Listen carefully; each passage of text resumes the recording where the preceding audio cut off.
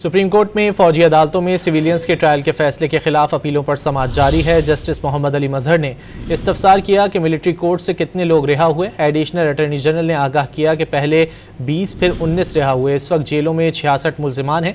मजीद जानते हैं don news के नुमाइंदे उमर बर्नी से। उमर, क्या तफसीलात हैं? जी बिल्कुल, सुप्रीम कोर्ट के जस्टिस अमीनुद्दीन खान की सरबराही में 7 रुकनी आईनी बेंच फौजी अदालतों में सिविलियंस के ट्रायल के फैसले के खिलाफ अपीलों पर समाअत कर रहा है।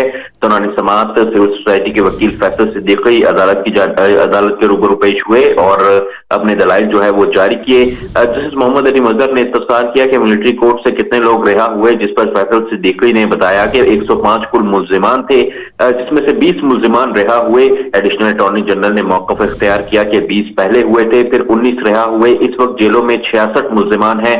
फैसल सिद्दीकी ने कहा कि अमेरिका में रिवाज है कि दलाइल के इख्तिताम पर दोनों पार्टीज को प्रपोज जजमेंट का हक दिया जाता है। अगर ये कहते हैं कि कोर्ट मार्शल करना है, उसका भी मुतबादिल है। जस्टिस जमाल खान मंदखेल ने रिमार्क्स दिए कि जुर्म किसी ने भी किया हो, सजा तो होनी चाहिए। ट्रायल यहाँ हो वहां हो, क्या फर्क पड़ता है। फैसल सिद्दीकी ने मौक़िफ़ अपनाया कि ट्रायल में जमीन आसमान का फर्क है। एक ट्रायल आजाद है, दूसरा मिलिट्री में है। जस्टिस जमाल खान मंदखेल ने रिमार्क्स दिए कि सारे फॉरम मौजूद हैं, सारे फॉरम काबिल एहतराम हैं।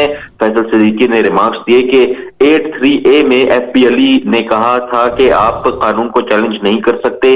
सिविल सोसाइटी के वकील फैसल सिद्दीकी ने दलाइल जो है वो मुकम्मल कर लिए। अब दरख्वास्त गुजार बुशरा कमर के वकील आबिद जुबैरी हैं, उनकी जानिब से जो है वो दलाइल अदालत के सामने रखे जा रहे हैं। जी बहुत शुक्रिया उमर बर्नी इन तफसीलात के लिए।